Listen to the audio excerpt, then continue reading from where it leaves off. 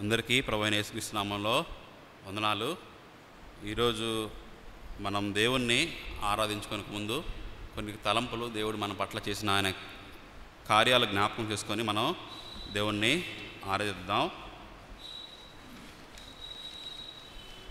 సంఖ్యాకాండము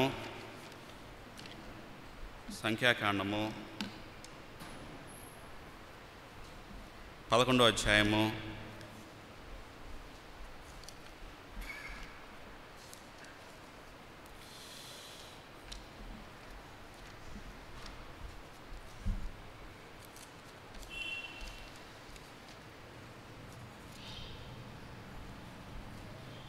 13వ అధ్యాయము 27 నుంచి మనం 33 వరకు చదువుకుందామండి. మార్చి చదువుకుందాము. సంఖ్యాకాండము 13వ అధ్యాయము 27 నుంచి 33 వరకు మనం మార్చి చదువుకుందాము. వారు అతనికి తెలియపరిచింది ఏమనగా, నీవు మమ్మను పంపిన దేశంలోకి వెళ్ళితిమి, అది పాలు తేనెలు ప్రవహించే దేశమే, దాని పండ్లు ఇవి.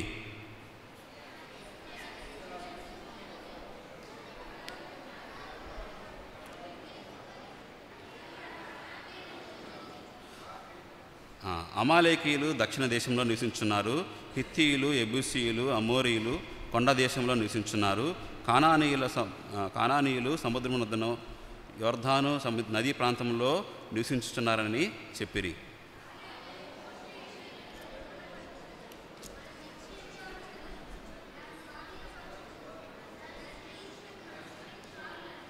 అయితే అతనితో కూడిపోయిన ఆ మనుషులు, ఆ జనములు మనకంటే బలవంతులు, మనము వారి మీదకి పోజాలమన్రి.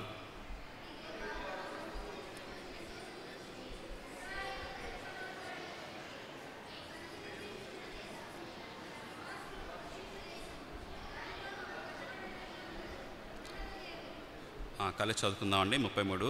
అక్కడ నెఫీలీయులు సంబంధులైన అనాక వంశపు నెఫీలీలను చూచితిమి, మా దృష్టికి మేము మిడతల వలె ఉంటిమి, వారి దృష్టికి అట్లే ఉంటిమన్రి. దేవుని సహాయం కోసం ప్రార్థన కలుపుదామండి. ప్రభా, మీకు వందనాలు చెల్లిస్తా ఉన్నాం. జీవం గల దేవా, మా పట్ల మీరు జరిగించిన రక్షణ కార్యాన్ని బట్టి మీకు వందనాలు చెల్లిస్తూ ఉన్నాం.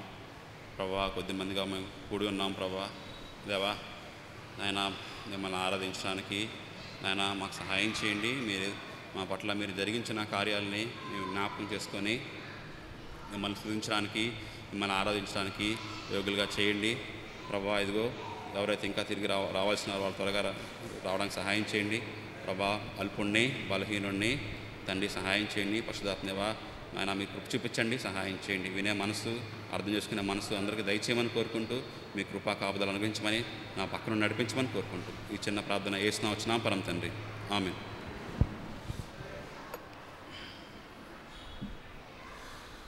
ఈరోజు మనం ఒక విషయం చూస్తాం. మనుషులు భయపడతారు. ఆ భయాలు చాలా రకాలు ఉన్నాయి. మానసిక భయాలు, లేకపోతే సైకలాజికల్ ఫియర్స్ ఉంటాయి. ఆ భయాలే మనం చూడలేదు. కానీ మనుషులు భయంలో ఉన్నప్పుడు దేవుడు ఆయన క్షమాపణని మన పట్ల చూపిస్తూ ఉన్నాడు.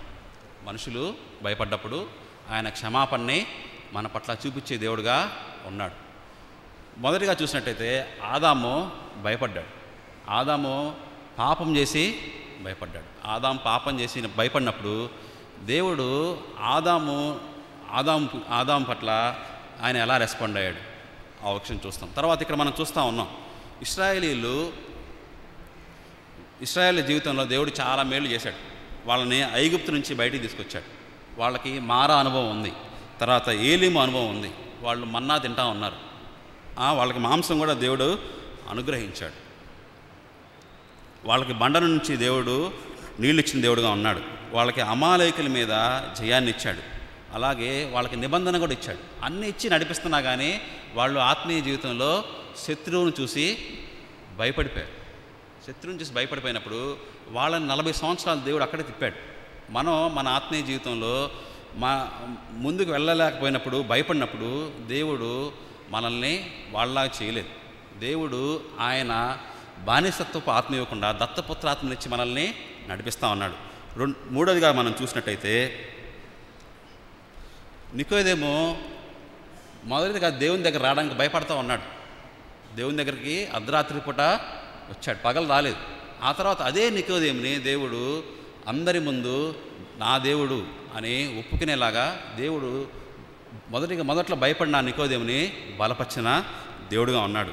ఆ తర్వాత మనం చూస్తే పేతురు 3 సార్లు దేవుడు యేసుప్రభు నాకు తెలియదు అన్నాడు. యేసుప్రభు నాకు తెలియదు అన్నప్పుడు యేసుప్రభు వారు వదిలేలా, అక్కడ ఇనిషియేషన్ దేవుడే తీసుకున్నాడు. ఆయన గొప్ప క్షమాపణని యేసుప్రభు పేతురుకు చూపించాడు. ఈ 4 విషయాలు మనం జ్ఞాపకం చేసుకొని మన ఆరాధనలోకి వెళ్దామండి. మొదటిగా పాపం వల్ల కలిగే భయం. ఆదికాండము 3వ అధ్యాయము 10వ వచనం.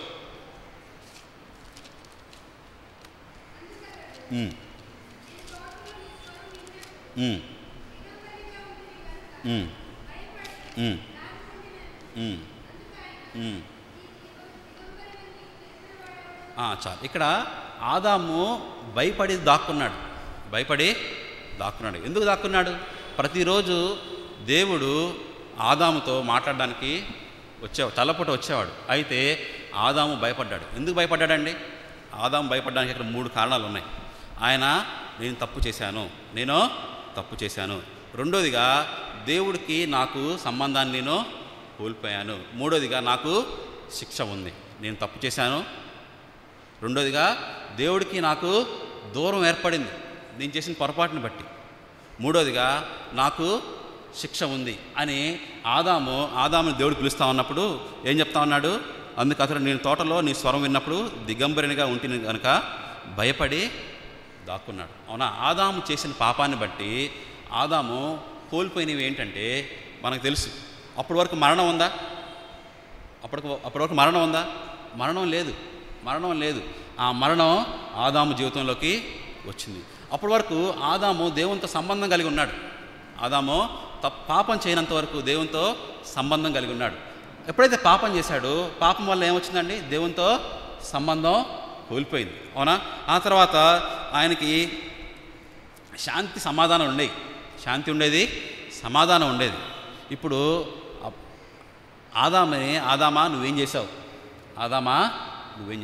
ఇక్కడ భయపడుతున్నాడు. మనుషులు భయపడ్డప్పుడు అబద్ధాలు చెప్తారు, తప్పులు చేస్తారు, ఏమన్నా చేసేస్తారు. నా మీదకి తప్పు రాకూడదు. అదే పని ఇక్కడ చేస్తూ ఉన్నాడు ఆదాము ఏం చేస్తా ఉన్నాడంటే, ఆదామా నువ్వేం చేసావు? నేను చెయ్యవద్దని పని నువ్వు చేసావా అంటే ఏం చెప్పాలి? ఆదాము చేశాను ప్రభువా అని చెప్పాలి. కానీ ఏం చెప్తా ఉన్నాడు చూడండి ఒకసారి. 12వ వచనం.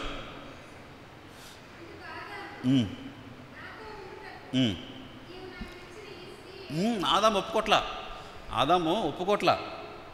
నేను తప్పు చేశాను. మనుషులు భయపడ్డప్పుడు తప్పులు చేస్తారు, ఏమైనా చేసేస్తారు. దేవుణ్ణి కూడా కాదనే పరిస్థితులు వస్తాయి. దేవుడి మీదే తప్పు వేసే పనులు చేస్తూ ఉంటాం. ఆదాము చేసింది ఇక్కడే.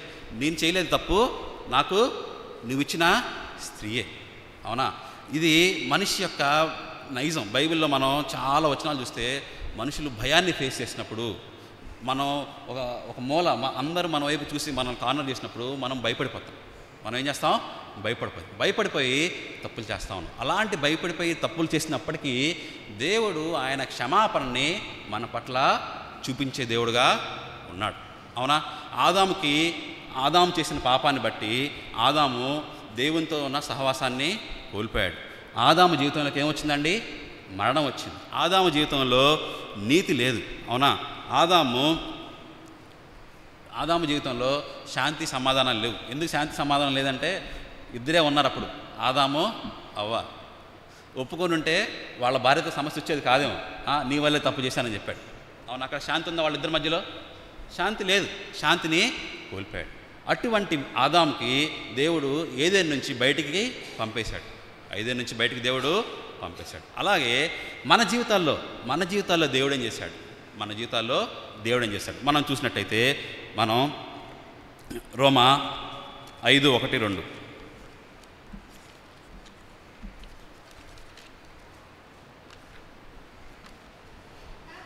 ఉమ్, ఉమ్, ఉమ్, ఉమ్, ఉమ్, ఉమ్, ఉమ్, ఉమ్, ఉమ్, ఉమ్. ఆ, చాలమ్మ. 8:1.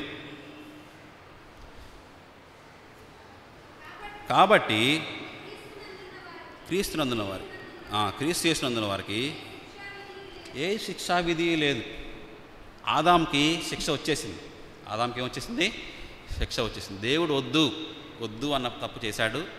భయపడిపోయి ఆ తప్పునే ఒప్పుకున్నాడా? ఒప్పుకోలే. అయితే దేవుడు ఆదాముని ఏదైనా నుంచి బయటికి పంపేశాడు. నా సంగతి మన సంగతి మనం ఆలోచించుకున్నట్టయితే బైబిల్లో యెషయా గ్రంథంలో రాసింది, మన పాపాలు మనకి దేవునికి ఎలా ఉన్నాయండి? ఎలా ఉన్నాయి? అడ్డుగా ఉన్నాయి. అంటే మనం ఎంత అరిచినా కానీ దేవునికి వినపడతాయా? దేవునికి వినపడవు.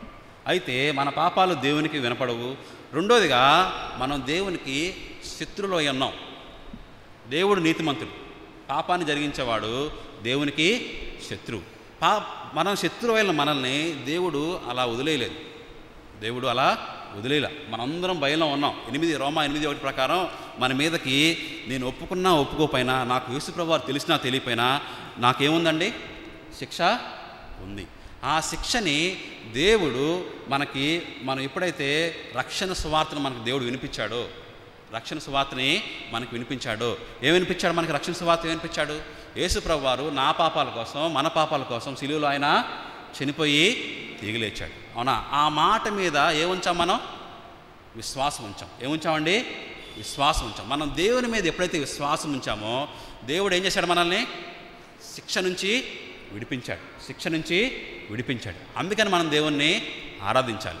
మనం దేవునికి వ్యతిరేకంగా ఉన్నప్పుడు, శత్రువులుగా ఉన్నప్పుడు శిక్షకు మనం అర్హులం. మనం భయపడకపోయినా, నాకు తెలిసినా తెలియకపోయినా నేను శిక్షకి అర్హుణ్ణి. అయితే దేవుడు మన మనోనేత్రాలు తెరిచాడు. ఎందుకు తెరిచాడు? ఆయన దేవుడు మనల్ని ప్రేమించాడు. దేవుడు మనల్ని ఎన్నుకున్నాడు. దేవుడు మనల్ని ఎన్నుకోవడం అనేది చాలా గొప్ప విషయం. ఎందుకు గొప్ప విషయం అంటే మన చుట్టూ పనిచేసే కొలీగ్స్ ఈ మాటలు వాళ్ళకి అర్థం కావు. కానీ దేవుడు మనకి ఆయన గురించి తెలుసుకునే మనోనేత్రాలు మనకిచ్చాడు. అందుకని మనం దేవుణ్ణి ఆరాధించాలి. దేవుడి మీద మనం విశ్వాసం ఇచ్చాం. మన విశ్వాసానికి 3 ఉండాలి. మనం దేని మీద విశ్వాసం? మన విశ్వాసం దేని మీద డిపెండ్ అయ్యి చెప్పండి. అబ్రహాము దేవుని మాటనే నమ్మాడు. మన విశ్వాసము దేవుని వాక్యం బట్టే మనకి విశ్వాసం, దేవుని మాట బట్టే విశ్వాసం. ఇక్కడ మనకు రాసింది, క్రీస్తులో ఉన్నవారికి, ఎవరైతే క్రీస్తులో లేరో వాళ్ళకి ఏముంటుందండి? ఏముంటుంది? శిక్షావిధి ఉంటుంది. అవునా? మనం ఎవరైతే యేసుప్రభువు వారు నా దేవుడు, నా పాపాల కోసం నా నిమిత్తం ఆయన చనిపోయాడని మనం ఒప్పుకున్నామో, మన హృదయంలో ఆయన విశ్వసించామో, యేసుక్రీస్తు నా ప్రభువుగా నా దేవుడుగా నేను అంగీకరించానో, అప్పుడు బై డిఫాల్ట్గా నాకేమైపోయింది? నాకు శిక్ష ఉందా? ఆదాములో ఉన్న భయం నాకుందా? ఆదాముకున్న భయాన్ని దేవుడు నాకు తీసేశాడు. అవునా?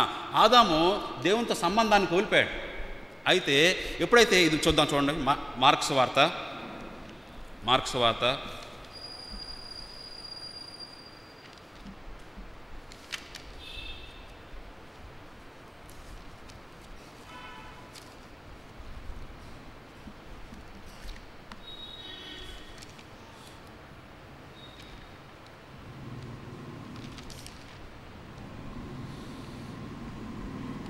సరే మర్చిపోయాను, వర్ష చెప్తానండి.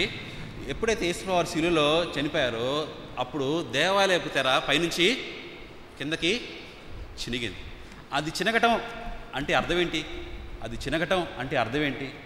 అది ఉంది. అది ఆ దేవాలయపు తెర ఉన్నంతకాలం సామాన్య మనుషుడు, ఒక యూదులు మాత్రమే లోపలికి వెళ్ళేవాళ్ళు, అన్యులకి అక్కడికి ప్రవేశం లేదు. అయితే అది ఎప్పుడైతే చినిగిందో, ఎందుకు చినిగింది? అది దేవుడు మన పక్షాన మన పాపాల నిమిత్తం దేవుడు చనిపోబట్టి మనకి ఆ తెర తినగడం బట్టి మనకేమబ్బిందండి? మనకేమొచ్చింది? దేవునితో పాటు మాట్లాడే, దేవునితో సహవాసం చేసే అవకాశం మనకిచ్చాడు. మనం ఆయనతో సహవాసం చేసే అనుభవం మనకిచ్చాడు. అందుకని మనం దేవుణ్ణి ఆరాధించాలి. మొదటిగా ఆయన మనలో నుంచి మరణ భయాన్ని తీసేశాడు. ఆదాము జీవితంలో మరణ భయం వచ్చింది. అవునా? అయితే మనలో నుంచి ఆయన మరణ భయాన్ని తీసేశాడు. మనం యేసుప్రభువు వారు వస్తే మనం వెళ్ళిపోతాం. మనం చనిపోతే ఎక్కడికి వెళ్తామండి? దేవునితో పాటు ఉంటామనే నిరీక్షణ మనకి ఆయన ఇచ్చాడు. అందుకని మనం దేవుని ఆరాధించాలి. రెండోదిగా ఆయన మన మీద శిక్ష లేకుండా చేశాడు. మన మీద ఏం చేశాడండి? శిక్ష లేకుండా చేశాడు. అందుకని మనం దేవుణ్ణి ఆరాధించాలి. రెండోదిగా చూస్తే మనం సంఖ్యాకాండంలో ఇప్పుడే చూసాం. వాళ్ళు ఆత్మీయ జీవితంలో ముందుకు వెళ్తూ ఉన్నారు. వాళ్ళు ఐగుప్తు బానిసత్వానికి గుర్తు. ఐగుప్తు దేనికి గుర్తండి? బానిసత్వానికి గుర్తు. ఆ బానిసత్వంలో ఉన్న వాళ్ళకి దేవుడు వాళ్ళ పట్ల ఎన్నో కార్యాలు జరిగించాడు. సముద్రాన్ని ఆయన చీల్చాడు. సముద్రాన్ని చీల్చగానే ఏం చేశారు? వాళ్ళు దేవుణ్ణి ఆరాధించారు. అవునా? తర్వాత వాళ్ళకి ఏ అనుభవం వచ్చింది? మారా అనుభవం వచ్చింది. మారా అనుభవం వచ్చినప్పుడు ఏం చేశారు? వాళ్ళు శనిగారు. తర్వాత ఏలింలో దిగారు. ఏలింలో 12 నీటి బొగ్గులు ఉన్నాయంట. దేవుడు నీళ్ళు ఇచ్చాడు. అవునా? ఆ తర్వాత వాళ్ళకి బండ నుంచి నీళ్ళు ఇచ్చాడు. ఆ తర్వాత శత్రువుల మీద వాళ్ళకి జయాన్ని ఇచ్చాడు. వాళ్ళని ఆత్మీయ జీవితంలో ముందుకు తీసుకెళ్తా ఉన్నాడు. వాళ్ళు అరణ్యంలో అంతమందికి భోజనాలు పెట్టడం అంటే, అంతమందికి వాటర్ ఇవ్వటం అంటే, అంతమందిని సంరక్షించడం అంటే, మనం మనుషుల రీతిగా మనం ఏదైనా కాన్వకేషన్కి చాలా ఆలోచిస్తాం. కానీ దేవుడు వాళ్ళ పట్ల ఎంతో ప్రేమించి ఆయన సన్నిధి వాళ్ళతో ఉంది. వాళ్ళకి ప్రత్యక్ష గుడారాన్ని దేవుడు ఏర్పరిచాడు. అవునా? వాళ్ళతో పాటు యోసేపు యొక్క ఎముకలు ఉన్నాయి. యోసేపు మాట చెప్పాడు వాళ్ళకి, దేవుడు మనల్ని దర్శిస్తాడు. నా ఎముకలు అక్కడ పెట్టండి, మా పితరులతో పాటు చేర్చండి. అంత నమ్మకంగా అంత వాళ్ళ చుట్టూ దేవుడు వాళ్ళు ఎటు చూసినా కానీ, మధ్యలో చూస్తే ప్రత్యక్ష గుడారం, ఒకవైపు చూస్తే యోసేపు ఎముకలు. అవునా? మూడో వైపు చూస్తే వాళ్ళకి ఆహారం ఆగిందా? ఆహారం ఆగలేదు, నీళ్ళు ఆగలేదు, ఏం ఆగల. అయినా సరే వాళ్ళు వాళ్ళు 3 విషయాల్లో భయపడ్డారు. ఒకసారి చూద్దాం, చూడండి. సంఖ్యాకాండము 13వ అధ్యాయము 28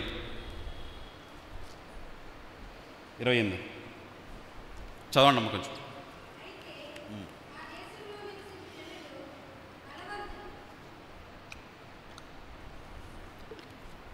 చదవండి.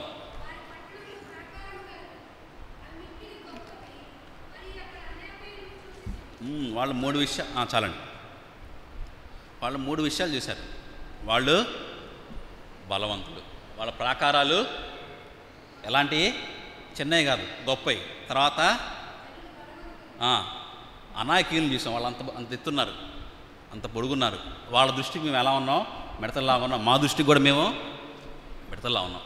వాళ్ళు ఆత్మీయ జీవితంలో ఎన్ని ప్రయాణాలు వచ్చినా అప్పటి వరకు వచ్చిన అనుభవాలన్నీ మర్చిపోయారు. మర్చిపోయి మేము వెనక్కి వెళ్ళిపోతాం. అవునా? మేము వెనక్కి వెళ్ళిపోతాము అన్నప్పుడు దేవుడు ఏం చేశాడండి? వాళ్ళని 40 సంవత్సరాలు అక్కడే తిప్పేసి నెక్స్ట్ జనరేషన్ ఆయన తీసుకెళ్ళిన వాడు ఉన్నాడు. అయితే మన జీవితంలో ఇది ఎలా అంటే, మనం ఆత్మీయ జీవితంలో అన్నిసార్లు మనం దేవునికి నమ్మకంగా ఉన్నామా? మనం పొరపాట్లు చేసినప్పుడు, మనం పడిపోయినప్పుడు దేవుడు మనల్ని చేయి విడిచిపెట్టేలా వీడింతే అని వదిలేశాడా? వదిలేయలేదు. దానికి మనం 2 చూసినట్టయితే, ఒకసారి రోమా పత్రిక 8వ అధ్యాయము 15 నుంచి 17 వరకు.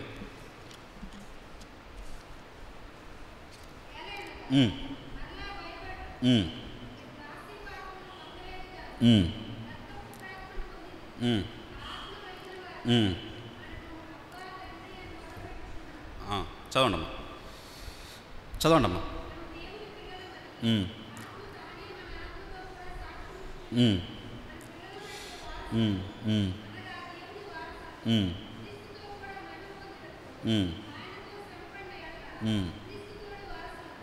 చాలండి. ఇక్కడ మనం చూసినట్టయితే వాళ్ళు భయపడి అక్కడే 40 సంవత్సరాలు తిరిగారు. అవునా? నెక్స్ట్ జనరేషన్ వెళ్ళింది. మనం ఆత్మీయ జీవితంలో ఎన్నిసార్లు మనం దేవునికి నమ్మకంగా ఉన్నాం, ఎన్నిసార్లు అపనమ్మకంగా ఉన్నాం. మనం అపనమ్మకంగా ఉన్నాం. దేవుడు మనల్ని వదిలేశాడా? మనల్ని వదిలేలా. ఆయనే దేవుడే, పరిశుద్ధాత్మ దేవుడు మనలో ఉండి మన నిత్యము ధైర్యపరుస్తూ ఉన్నాడు. అందుకని మనం దేవుని ఆరాధించాలి. పరిశుద్ధాత్మ దేవుడు మన పట్ల మనలో ఉండి ధైర్యాన్ని ఇవ్వకపోతే మన ఆత్మీయ జీవితాన్ని ముందుకి సాగించలేము. మనం భయపడ్డా మన ముందుకి మన ఆత్మీయ జీవితాలు వెళ్ళలేకపోయామని అనిపించినా కానీ దేవుడు మనకెప్పుడు కూడా ఆయనే మనలో ఉండి మనల్ని నడిపిస్తూ ఉన్నాడు. అవునా? అందుకని మనం దేవుణ్ణి ఆరాధించాలి. ఇప్పటి వరకు మనం 2 విషయాలు చూసామండి. మొదటిగా ఆదాము పాపం చేసి ఆయన శిక్ష వచ్చిద్ది అని భయపడ్డాడు. ఆయన మీదకి శిక్ష వచ్చేసింది. అయితే మనం ఆల్రెడీ మనం పాపంలో ఉన్నాం. అయితే మనం దేవుని మీద విశ్వాసం ఉంచడం ద్వారా మన పాప శిక్షను ఆయన తీసివేసిన దేవుడుగా ఉన్నాడు. పాప శిక్షను మాత్రమే తీసివేయటం కాకుండా మనం ఆయనతో పాటు ఉంటాం. మన మీద ఉన్న మరణ భయాన్ని ఆయన తీసేశాడు. అవునా? దేవునితో సహవాసాన్ని యేసుప్రభువు వారు మనకి ఇచ్చాడు. ఇదంతా ఎలా జరిగింది?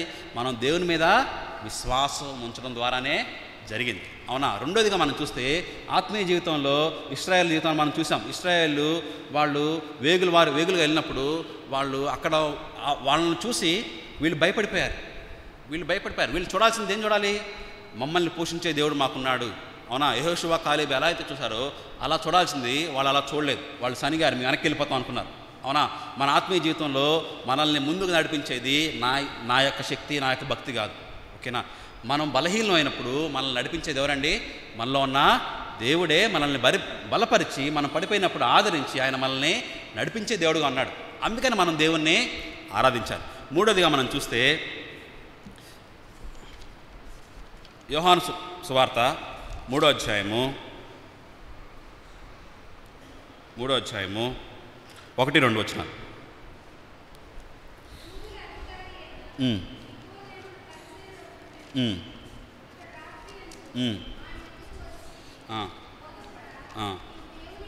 చాలు. అలాగే యోహాను సువార్త 19వ అధ్యాయము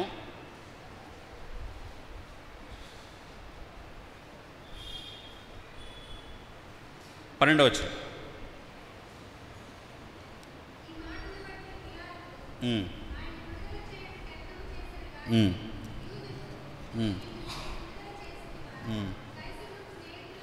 ఆ 38 చదవండి. 38.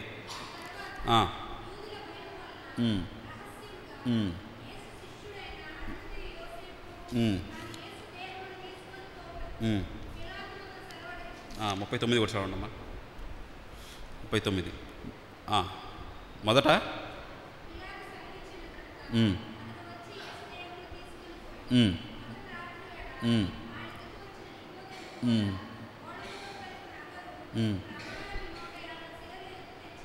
చాలు. ఇక్కడ మనం నికోదేముని చూసినట్టయితే నికోదేము చుట్టుపక్కల అనే పరిసయ్యుడు. అప్పట్లో పరిసయ్యులు దేవుని మీద విశ్వాసం ఉంచట్లేదు, యేసుప్రభువు మీద విశ్వాసం ఉంచట్లా. అవునా? అందుకే పగలపూట రావడానికి భయపడ్డాడు. నికోదేముకి చాలా క్వశ్చన్లు ఉన్నాయి. నేను భక్తి చేస్తే సీక్రెట్గా భక్తి చేసుకుంటా. అవునా? నేను నా మత సంబంధమైన ఆచారాలు నేను చేసుకుంటాను. అయితే నికోదేము భయపడతా ఉన్నప్పుడు దేవుడు నికోదేముతో మాట్లాడాడు. అవునా? నువ్వు మరలా పుట్టాలి. అవునా? నేను మరలా పుట్టాలన్నప్పుడు ఆయన ఆలోచించుకొని నికోదేముతో మాట్లాడుతూ ఉన్నప్పుడే దేవుడు మనం అందరం ఎప్పుడు అనుకునే మాట చెప్పాడు. మనం చూసినట్టయితే యోహాను 3:16లో దేవుడు లోకమును ఎంతో ప్రేమించాను. ఈ మాట నికోదేము దేవునితో మాట్లాడబట్టి ఈ మాట మనకి అర్థమవుతూ ఉంది. అవునా? బలహీనంగా ఉన్న నికోదేముని దేవుడు బలపరిచాడు. అవునా? మనం రెండోదిగా చూసాం, యేసుప్రభువు చనిపోయినప్పుడు శిష్యులందరూ ఏమైపోయారండి? చెల్లాచెదురైపోయారు. ఉన్నారు ఎవరన్నా? ఎవరు లేరు. అందరూ భయపడి వెళ్ళిపోయారు. కానీ నికోదేము ధైర్యం చేశాడు. అవునా? ఆ ధైర్యాన్ని దేవుడిచ్చాడు నికోదేముకి. యేసుప్రభువు లేకముందు యేసుప్రభువుని రహస్యంగా ఒప్పుకునేవాడిని దేవుడు బలవంతునిగా చేసి పబ్లిక్గా దేవుని గురించి చెప్పడానికి ఆయన సంబంధించిన వాడు నేను, ఆయన శిష్యుడు నేను అని చెప్పుకోవడానికి ఆయన ధైర్యాన్ని ఇచ్చాడు. అవునా? మన జీవితంలో కూడా మనం ఎన్నిసార్లు భయపడ్డా ఉన్న ఆత్మీయ జీవితంలో దేవుని నమ్ముకోవడానికి మనం చాలాసార్లు వెనకంజ వేసే ఉంటాం. అవునా? చుట్టుపక్కల వాళ్ళు ఏమనుకుంటారో వీళ్ళు ఏమనుకుంటారో. కానీ దేవుడు మనతో మాట్లాడుతూ ఉన్నప్పుడు మనలో ఉన్న భయాన్ని ఆయన తీసేసి ఆయన నా దేవుడు అని బాప్టిస్ట్ సాక్ష్యంలో మనం దేవుని పేరున నేను సాక్షిగా ఉంటాను అన్న ధైర్యాన్ని మనకి దేవుడు ఇచ్చాడు. అందుకని మనం దేవుణ్ణి ఆరాధించాలి. ఆఖరిగా మనం చూస్తే ఇది మనకు తెలుసు. పేతురు 3 సార్లు ఏమన్నాడండి? పేతురు ఏమన్నాడంటే అసలు పేతురుకి నువ్వు బండవి, నీ మీద నేను నా సంఘాన్ని కడతాను అన్నాడు. నువ్వు బండవి, నీ మీద నా సంఘాన్ని కడతాను అన్నాడు. అవునా? వీళ్ళందరూ కాదన్నా కానీ నేను మాత్రం కాదన్నాను. అవునా? అంత ధైర్యంగా ఉన్న పేతురు యేసుప్రభువుని పట్టుకున్నారు. ఈయన కత్తి తీశాడు, చెవి నరికాడు. అవునా? దేవుడు చెవి మళ్ళీ ఇచ్చాడు. ఆ తర్వాత దేవుడిని వెంబడిస్తా ఉన్నప్పుడు అంత ధైర్యం ఉందా? అంత ధైర్యం ఉందా? నోటి మాటకు అనేశాడు. ఏమనేశాడు? ఆయన నాకు ఏమన్నాడు? తెలియదు అన్నాడు. 3 సార్లు అన్నాడు. 3 సార్లు అని ఏడుస్తూ ఉండి వెళ్ళిపోయాడు. అవునా? ఆ ఏడుస్తూ ఉన్నప్పుడు నేను మళ్ళీ చేపలు పట్టుకోవడానికి వెళ్ళిపోతా అన్నాడు. ఆయన పోవటమే కాకుండా ఆయనతో పాటు ఇంకో 4గురిని తీసుకెళ్ళిపోయాడు. దేవుడు కనుక కలెక్ట్ చేసుకోకపోతే, యేసుప్రభు వారు కనుక మరలా పేతుర్ని బలపరచకపోతే, పేతురు దేవునికి సాక్షిగా ఉండేవాడా? దేవుడు సీమోను పేతుర్ని 3 సార్లు పడిపోయిన పేతుర్ని 3 సార్లు నువ్వు నన్ను ప్రేమిస్తున్నావా, నువ్వు నన్ను ప్రేమిస్తున్నావా, నువ్వు నన్ను ప్రేమిస్తున్నావా అని 3 సార్లు ఆయన బలపరిచిన దేవుడుగా ఉన్నాడు. అవునా? పిరికి పేతురు, దుడుకు పేతురు సమాజ మందిరంలో అందరి ముందు నుంచొని స్వార్థ చెప్పడానికి, దేవుని మాట చెప్పడానికి పాముడైన పేతురికి దేవుడు ఆ భాగ్యాన్ని ఇచ్చాడు. ఒక దేవుడు మాత్రమే బలపరచబట్టి భయపడే పేతుర్ని ధైర్యం గల పేతురుగా ఆయన చేశాడు. అవునా? గిద్యోను జీవితంలో మనం చూసినట్టయితే ఇశ్రాయేలు అనుకుంటారంట, ఒకసారి చూద్దాం, బాగుంటుంది. న్యాయాధిపతులు 7వ అధ్యాయము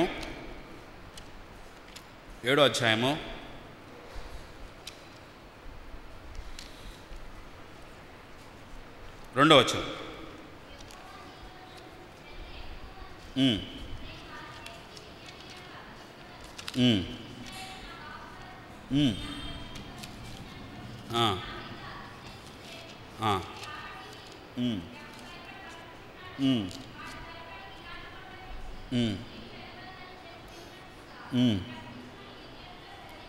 చాలు. ఇక్కడ మిద్యానీయులంట మిడతల దండులా ఉన్నారంట.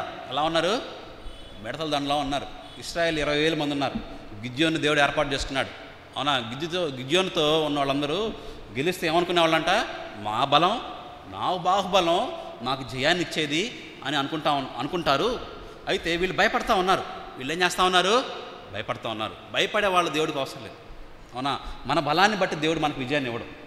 మన బలాన్ని బట్టి దేవుడు మనకి విజయాన్ని ఇవ్వడు. మనకి విజయాన్ని, లేకపోతే మన శత్రువు మీద జయించే శక్తిని దేవుడు మాట బట్టే ఇస్తాం. దేవుడు మాట బట్టే మనకి ఆ శక్తి వచ్చింది. గిద్యోను భయపడేవాడు, చాటున గోధుమలు కొట్టుకునేవాడు. అలాంటి వాడిని దేవుడి మీద ఎంత విశ్వాసంగా గలవాడిగా దేవుడు చేశాడు. 300 మందితో ఇస్తానంటే నమ్మేశాడు. అవునా? గిద్యోనికి ధైర్యం ఎవరిచ్చారు? దేవుడిచ్చాడు. భయపడేవాళ్ళు. ఈరోజు మనం మనుషులు భయపడ్డప్పుడు తప్పులు చేసేవాళ్ళుగా ఉన్నారు, పొరపాట్లు చేసేవాళ్ళు ఉన్నారు, దేవుడు ఎవరో కాదు అనేవాళ్ళుగా ఉన్నారు. మనం 4 విషయాలు చూసామండి. ఆదాము తప్పు చేసినప్పుడు దేవుడి మీదే తప్పేశాడు. అవునా? ఆదాము ఎందుకు తప్పేశాడు? ఆదాముకి అపరాధ భావం ఉంది. దేవునితో దూరం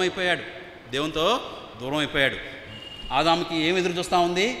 శిక్ష ఎదురు చూస్తూ ఉంది, జడ్జిమెంట్ ఎదురు చూస్తూ ఉంది. అవునా? అయితే నా జీవితంలో, మన జీవితాల్లో మనం దేవునికి వ్యతిరేకంగా మనం జీవిస్తూ ఉన్నప్పుడు మన మీద ఏముందండి? శిక్ష ఉంది. నా మీద, నాకు చిన్న పిల్లడు పుట్టినా కానీ వాడి మీద శిక్ష ఉంది. అటువంటి శిక్షని మనం దేవుడు చేసిన కార్యం మీద, దేవుని మాట మీద, దేవుని మాట ఏంటి? యేసు ప్రభువు నా కోసం చనిపోయాడు, నా పాపాల నిమిత్తం ఆయన చనిపోయాడు అన్న మాట, ఆ మాట మీద మనం విశ్వాసం ఉంచినప్పుడు దేవుడు ఆదాము కోల్పోయినవన్నీ మనకి మరలా సమకూర్చాడు. అందుకని మనం దేవుణ్ణి ఆరాధించాలి. ఆదాము కోల్పోయింది ఏంటి? ఆదాము జీవితంలోకి మరణం లేదు. అవునా? మరణం వచ్చింది. అయితే మన జీవితంలో మనం మరణిస్తాం. అయితే మరణించినా కానీ ఎక్కడ ఉంటామండి? నిత్య నరకంలో మనం ఉండం. మనం ఎవరైతే యేసు ప్రభువుని సొంత రక్షణగా అంగీకరించారో వాళ్ళు దేవునితో పాటు ఉంటారు. మనకి ఆ దేవాలయ తెర చిరగటం ద్వారా దేవునితో మనకి డైరెక్ట్గా మాట్లాడుకునే అబ్బా తండ్రి అనే భాగ్యాన్ని మనకి దేవుడిచ్చాడు. రెండోదిగా మనం చూసినట్టయితే వాళ్ళని ఆయన నీతిమంతులుగా చేశాడు. రెండోదిగా మనం చూసినట్టయితే ఇశ్రాయేల్ ప్రజలు మార్గ మధ్యంలో అక్కడే 40 సంవత్సరాలు తిరిగిపోయారు. అవునా?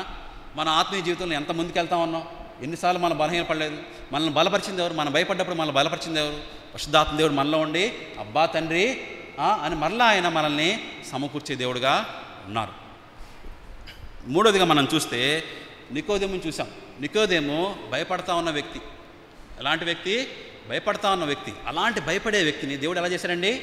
దేవునికి బహిరంగంగా సాక్ష్యం ఇచ్చే దేవుడిగా చేశాడు. మనం కూడా ఆత్మీయ జీవితంలో మొదట్లో దేవుణ్ణి ఎరగడానికి ఎన్నోసార్లు సంకోచించిన వాళ్ళం. ఎన్నోసార్లు నా పద్ధతులు మా మత పారంపర్యంగా వచ్చేవి సరిపోతాయి అనుకున్నాం. కానీ ఎప్పుడైతే దేవుడు వాక్యం ద్వారా మనల్ని సంధించాడో మనం దేవునికి సాక్షిగా బాప్తిస్మ సాక్షి ఇవ్వడానికి, అనేక మందికి సాక్షులు ఉండడానికి దేవుడు మనల్ని, భయంలో ఉన్న మనల్ని ధైర్యంగా ఉండడానికి ఆయన మనల్ని నడిపించాడు.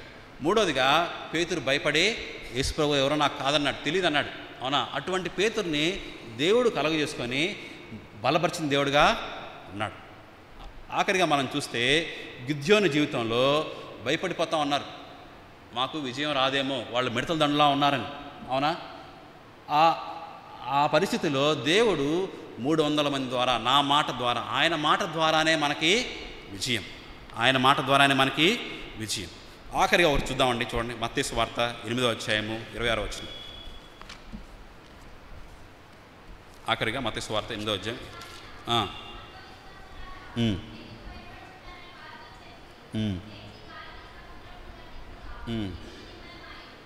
ఇది ఇక్కడ మనకి శిష్యులు యేసువారు పడవలో వెళ్తూ ఉన్నారు. పడవలోకి ఏమొచ్చిందండి? తుఫాన్ లేచింది. తుఫాన్ లేవగానే దేవుడున్నా మర్చిపోయారు. మర్చిపోయి ఏం చేస్తూ ఉన్నారు? భయపడిపోయి, దేవా నీకు చింత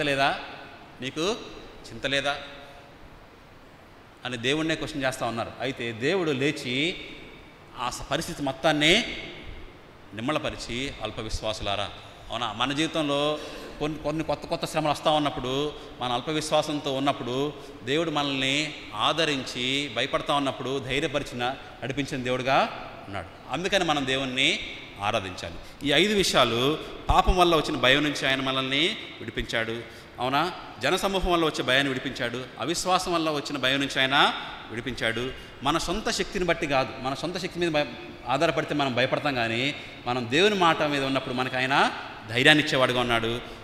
ఆఖరిగా మన చుట్టుపక్కల పరిస్థితులు చూసినప్పుడు మనకి భయం వేస్తుంది, శ్రమలు వచ్చినప్పుడు మనకు భయం వేస్తుంది. అప్పుడు మనకి ధైర్యాన్ని ఇచ్చి ముందుకు నడిపించింది ఎవరు? దేవుని వాక్యం, దేవుడు. ఈ కొద్ది మాటలు, దేవా నేను భయపడినప్పుడు పొరపాట్లు చేసేవాడిగా ఉన్నాను, నిన్ను నమ్ముకోవడానికే నేను భయపడేవాడిగా ఉన్నాను. అవునా? పరిస్థితులు జనులు చూసి నేను భయపడేవాడిని. అయితే నీ గొప్ప వాక్యం ద్వారా నాకు పాపక్షమాపణ ఇచ్చావు, నన్ను ధైర్యపరిచావు, నన్ను నడిపిస్తూ ఉన్నావు. నీ మాట ద్వారా నన్ను ధైర్యపరుస్తూ ఉన్నావు. పరిస్థితులు కఠినంగా ఉన్నప్పుడు ఆదరించి నీ గొప్ప వాక్కు చేత నన్ను నడిపించావు దేవా. ఇంతవరకు దేవుడు మనల్ని నడిపించాడు. మనం భయపడే పరిస్థితుల నుంచి ఆయన ధైర్యం గలవారిగా ఆయన మనల్ని చేశాడు. ఈ కొద్ది మాటలు మనం జ్ఞాపకం చేసుకొని దేవుని ఆరాధిద్దామండి. ఆరాధించండి.